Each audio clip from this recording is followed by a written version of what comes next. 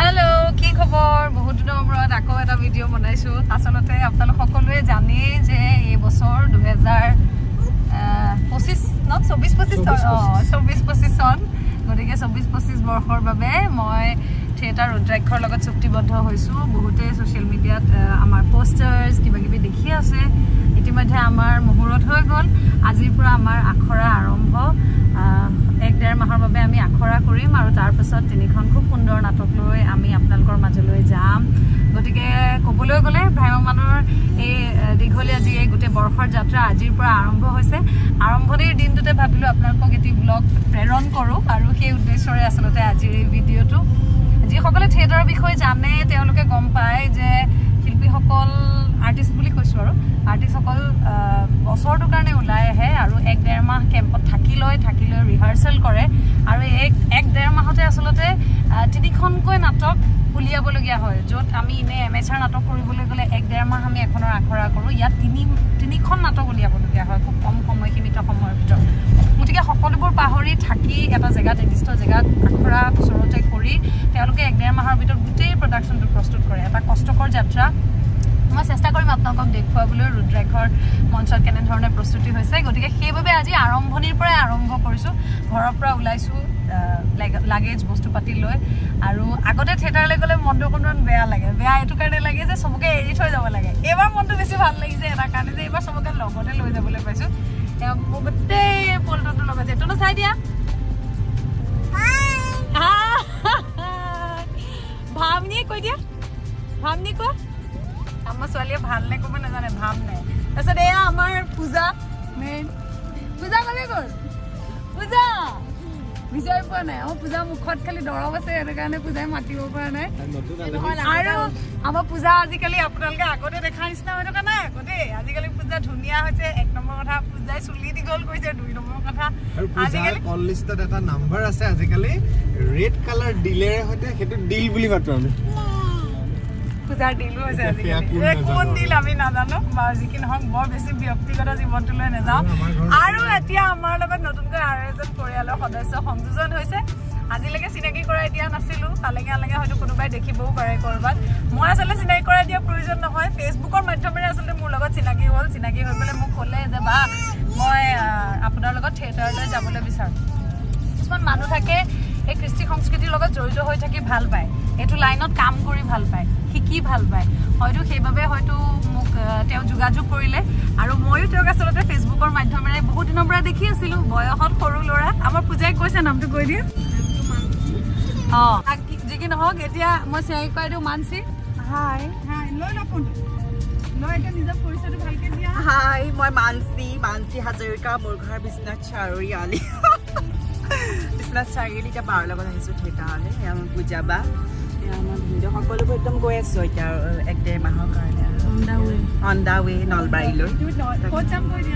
তাকে নলবাৰীলৈ যাওঁ আমি যাই আছো নলবাৰী গৈ আছো নলবাৰী এতিয়া মই শেডিং দেখিবলৈ বেয়া লাগি আছে আৰু এতিয়া আমি নলবাৰী আমাৰ আপিটো ক'ত আছে এটা আপি আমাৰ এটা আপি छोटा गाड़ी বস্তু দেই কাৰণে সব ঠেপা ঠেপিকে এয়া ফেন্সিং সব হলদল বান্ধি আধা হলদল পঠিয়ালে এটা কম হলদল খিনি আছে আৰু এখিনি লৈ গৈ আমি একদম গিটি দিতে নদিকে চলি থাকিব আৰু আমি যত থাকিবলৈ যাম খুব এটা ধুনীয়া পৰিবেশ যত আমি থাকিবলৈ যাম যত আমাক থাকিবলৈ কেম্পৰ একেবাৰে ওচৰ খুব সুন্দৰ পৰিবেশ গাঁৱলীয়া পৰিবেশ ভাল লাগি আছে ছোৱালী এই 1.5 মাহ সময় মোৰ লগতে থাকিব বহুতে প্ৰশ্ন কৰি আছে যে থিয়েটাৰ যাবলৈ ওলাইছে ছোৱালী সৰু হৈ আছে কেনেকৈ মেনেজ কৰিব হয় বাৰু অকণমান কষ্ট হ'ব এই ক্ষেত্ৰত মেনেজ কৰাৰ ক্ষেত্ৰত কিন্তু যি মেনেজ কৰিবলগীয়া হ'ব আমি সিদ্ধান্ত লৈছো দুয়ো যে ময়ে মেনেজ কৰিম তাইক যাতে একো কথাতে মেনেজ কৰিবলগীয়া নহয় সেই কথা আমি মন দিম নলবাৰী আহি পাই যেহেতু আমি থিয়েটাৰ 1.5 মাহৰ কাৰণে ব্যস্ত থাকিম গতিকে ইয়াতে ঘৰখন পাতি ললো আমাক যি থাকিবলৈ সুবিধা দিয়া হয় যিখন ঘৰত মোক থাকিবলৈ দিয়া হৈছে খুব ভাল জানেনে দাদা বৌহঁতৰ সৈতে আপোনালোকক চিনাকি কৰাই দিম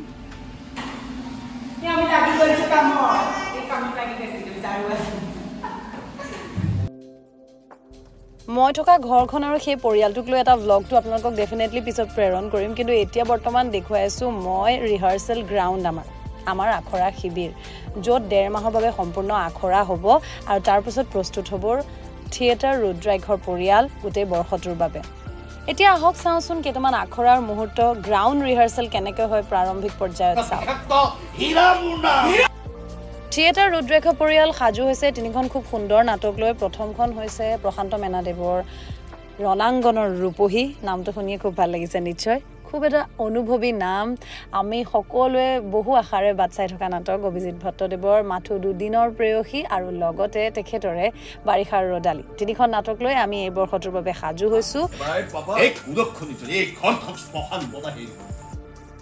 প্ৰাৰম্ভিক পৰ্যায়ত গ্ৰাউণ্ডত ৰিহাৰ্চেল এনেকৈ আৰম্ভ হয় তাৰপিছত মিউজিক ৰিহাৰ্চেল হয় তাৰপিছত আমি ষ্টেজত উঠোঁ খুব সুন্দৰ এটা প্ৰক্ৰিয়া আচলতে থিয়েটাৰ প্ৰস্তুতি কি হ'ল কথাটো মানে তোমাক কি আনিব যায় শুনা তোমাক কি আনিব দিছিলে বাবুক কৈছে কি বুলি কৈছে মম আৰু ধূপ নহয় শুনা আচলতে কৈছিল কি জানানে মহ মাৰা ধূপ আনিব দিছিলে সি অলপমান বেলেগকে শুনিলে বেছি ডিফাৰেঞ্চ নাই কিন্তু মহ মাৰা ধূপ আৰু মম আৰু ধূপ এতিয়া কি আনিলে কথাবিলাক স্পষ্টকে কওঁ এয়া মম আৰু আনিব দিছিল মহ মাৰা ধূপ চিৰিং মমৰ ধূপে আছিল মহ মাৰা ধূপ দিলো আনিবলৈ আনিলে মহ মাৰা ধূপ নাই উচ্চাৰণ সেইকাৰণে ভালকে কৰিব তুমি ঠিকেই কৰিছিলা আৰু ধন্যবাদ এতিয়া মম আৰু ধূপ জ্বলাই বহি থাকিলেই হ'ল থিয়েটাৰ ৰুদ্ৰাক্ষৰ লগত জড়িত হৈ আছে বহুতো জনপ্ৰিয় অভিনেতা অভিনেত্ৰী যোগেশ কাশ্যপ 19 বছৰ ইতিমধ্যে ভ্ৰাম্যমান থিয়েটাৰ দিয়াই দক্ষ অভিনেতাজনক আপোনালোকে এইবাৰ দেখিবলৈ পাব এইখন মঞ্চত লগতে আছে সুকুমাৰ বৰ্মন এজন খুব দক্ষ অভিনেতা লগত আছে দিব্য বৰা আপোনালোকে ৰজাৰাণী ধাৰাবাহিকৰ মাধ্যমেৰে তেখেতক চিনি পায় আৰু আছে মৌনিতা তাৰক দাস বহুতো অভিনেতা অভিনেত্ৰী সমাহাৰেৰে আচলতে থিয়েটাৰ ৰুদ্ৰাক্ষ পৰিয়াল সাজু হৈছে আপোনালোকৰ বাবে গতিকে আমি আশা কৰিছোঁ আপোনালোকে আমাক আদৰেৰে আঁকোৱালি ল'ব প্ৰত্যেকৰ সৈতে আপোনালোকক চিনাকি কৰাই দিম তেওঁলোকৰ অনুভৱবোৰ আপোনালোকক জনাম এয়া মাত্ৰ আৰম্ভণিহে আৰম্ভণিৰে পৰা আৰম্ভ কৰিছোঁ কৈছোঁৱেই গতিকে আপোনালোক সকলোকে ভ্লগৰ মাধ্যমেৰে গোটেই বৰ্ষৰ যাত্ৰা মই দেখুৱাই থাকিম আমি কলৈ যাম কি কৰিম কেনেকৈ থিয়েটাৰৰ ভিতৰ চোৱা চলে প্ৰত্যেকজন মানুহৰ সৈতে আপোনালোকক চিনাকি কৰাই দিবলৈ চেষ্টা কৰিম থিয়েটাৰৰ আৱেগবোৰ আপোনালোকক দাঙি ধৰিবলৈ চেষ্টা কৰিম আজিলৈ বিদায়